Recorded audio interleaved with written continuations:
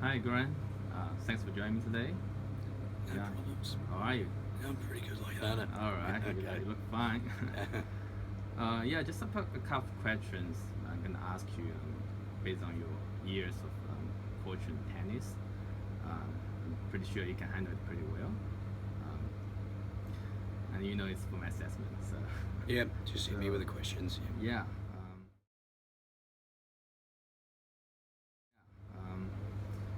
Um, for most people, they they probably know about tennis a little bit. They probably never play tennis, but they watch tennis. They would think like the racket is the most important weapon for tennis players. Uh, well, I play tennis personally, like over 8 9 years. Well, I think that's probably right. But I know it's probably not the most important thing for tennis, and tennis is more about like control and balance each part of each component of the tennis, the whole stuff. So like, do you think that is a racket the most important gear equipment for every tennis player? Like, you know, Okay. Well, first thing is you want a racket that is not too heavy. You don't want it too light either. Probably depends on the person. So if you've got a child or a woman who's not that strong, you probably want a lighter racket. The average person would probably prefer a medium balanced racket. If somebody's a fairly big, strong person, they'll probably want a more heavier racket. So it needs to be tailored to their individual needs. So if you're probably starting the game, you probably need to get some professional advice. The other components are also very important. So apart from the weight, the size of the head, if somebody's just starting for the very first time, probably a medium to larger head racket is better. If somebody's a more advanced player, they would probably have a smaller head racket where they're looking for more control. The bigger head racket is a bit more forgiving. One of the other components which is very important is the strings as well. yeah, that's actually I'm gonna ask you like what important role that string plays in this part. Because for me personally, strings thing more important. So I know a few professional tennis players like Djokovic. He's been changed from Wilson to head, and probably he never changes his string, but he can change his racket and he can still maintain the game level. So in this circumstance, like seems like string is more important or something. Yeah, well, look, again, it probably needs to be tailored to the individual. Um, Somebody that generates power easily might choose a particular string. Somebody who doesn't have a lot of power might want a string that's more responsive. So there's quite a range of strings on the market, from a softer synthetic to a stiffer poly type string. And then in conjunction with the strings, it's also the tension that you choose as well. So for a player who's just beginning, you don't want a very high tension.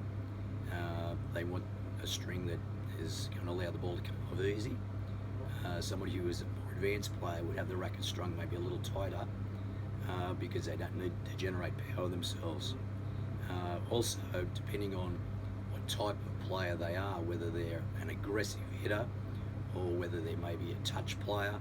So, if they go to the net quite a lot, they want to play volleys, they might like a softer feeling string. If they're a baseliner, like a Nadal, they might like a more stiffer string. And so it, again, needs to be tailored to their individual preferences. Yeah, I get it.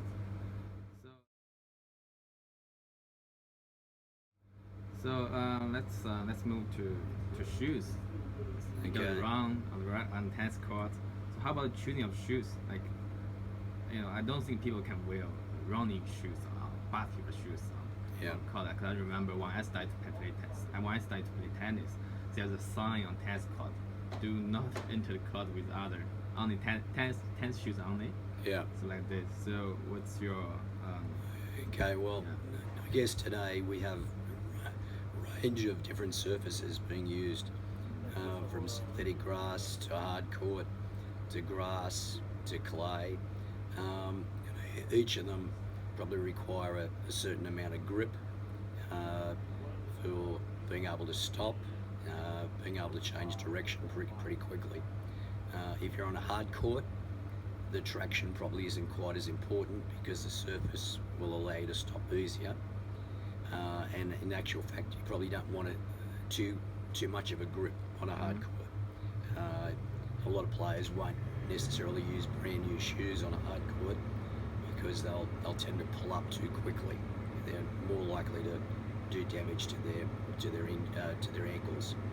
On a synthetic grass court or on a clay court, you're probably more inclined to have what's called a herringbone type sole, which is like a zigzag pattern, which gives you good traction because the foot will tend to slide on the surface. And then a lot of shoes will have a combination of herringbone sole and more like a cross-training type shoe, which will allow you to play on hard court, play on synthetic grass. Probably players who are playing at the more elite level will have a variety of shoes for different surfaces. Probably players at the novice end probably go for a combination because they're not going to have multiple pairs of shoes. The other thing too is obviously you want something with good support. So probably in years gone by, one of the popular shoes was the Volley International. It was a Dunlop shoe. It was basically just a canvas upper with a herringbone sole. Good footwork, but lousy support. So now a lot of the shoes today will give you good cushioning, so the chances of injuring yourself are somewhat reduced. So the options of the shoes not only can improve your game's performance, but only can help you prevent from injury. Yeah. Well, look, it's probably as far as longevity goes. You want something that's going to look after your feet. So, coming off the court and you've got blisters or you've got aches in your ankles and shins, so you need a lot of cushioning. How about other tennis accessories? They're not probably that important, but like wristbands, like ankle support, are they doing good for games? Yeah, look, all of those things are probably going to give you that little X factor.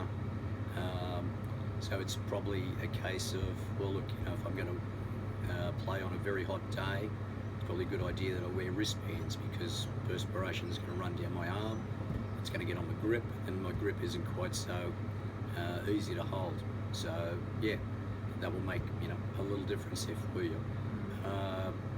Wearing a hat. Surprising the number of players who don't play with a hat. But we don't really want to get hot and bothered during the match, which we could be playing for a couple of hours. Some players will probably be a little conscious of a brim on a hat, but most players will tend to get used to it. A lot of players will even play with sunglasses now, and that also probably makes it easier, more comfortable throughout the match. Other things as far as the shorts, dresses, skirts, you want a product that allows your body to breathe. You don't want to be playing in something that is going to cling to you and be very hot and retain the perspiration. Other things too, probably anybody who's playing at a serious level probably wear ankle supports as well. And if they're playing at a very high level, particularly on a hard court, it's sudden stops, sudden change of directions. So you'll find probably most of those players are wearing an ankle support. Might not always be obvious because they may have their sock over the top of it, but usually they'll have their ankles strapped up one way or another.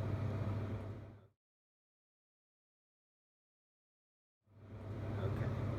So for lots of tennis players you've seen, you've known, this is actually going to be an interesting question. So, do you say them do they wear tennis skills, different tennis equipment for looking cool, or they just follow some, celebrities, tennis players, Roger Federer, like me personally?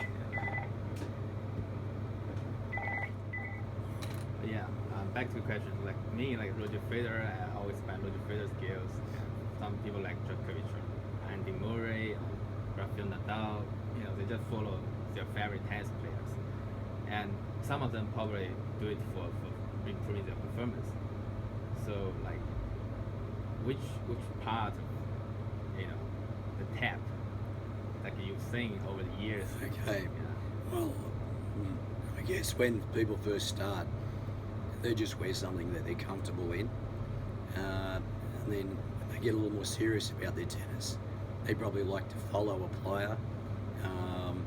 A lot of the girls might like to wear what Anna Ivanovic wears. A lot of the guys will probably pick one of their favourite players, so they might wear what Roger Federer wears. They might wear Nike, or Nadal wearing Nike. Djokovic is now wearing the Uni-Glow one. Yeah. I think Andy Murray wears the underwater gear. All of those brands are top brands, and they've all got similar clothing within them. So it probably comes down to personal taste with those ones. But look, going back to what I said before, that the clothing you want to feel comfortable in, and so you want it to fit well. You don't want it tight. You don't want it too loose. You don't want to be out there worrying about what you're wearing when you get out to play. So like feeling comfortable and happy you win the games. That's the most important. Yeah, and probably for some people, if they think they look good, they probably more relaxed and play better as well. Hope that's not me. All right, last question. Over decades of coaching tennis, like in your opinion, like what are the main problems or questions that for a tennis beginner to start their tennis and to choose their tennis skills? And what's your recommendation for them? Okay, all right. Well, look, when they first start, they probably should consult a coach and select a racket which is going to be suitable for them. If they've got the opportunity to try a number of rackets, and probably try a lighter racket, a medium weight balanced racket, and a heavier racket, and find out what feels comfortable. Also try out maybe a couple of different grip sizes, and also in conjunction with that, look at the strings that they're going to use as well, because that's fairly important also. Excuse me one second. How are you, mate? So good. See what happens. Thanks, mate. Good on you. So yeah. Sorry.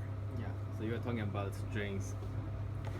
Yeah, well, obviously, we might pick a racket which might feel good in our hands, but when we go out in the court and we play with it, the strings might be too loose, they might be too tight. So if you've got the opportunity to try a number of rackets, different weights, different head sizes, different string tensions, and come up with something that you feel quite confident with, obviously relying on the advice of the professional to guide you along that decision. That's it? Yeah. Well, I'm sure your answers and your suggestion would be very helpful for tennis beginners in different age groups. In the university, they also join the tennis club when they're first year, they're fresh there, and they need advice like you just give it to them. Thanks very much for your time. That's quite okay. Boss. Thanks, Leonardo. Thanks. That's it.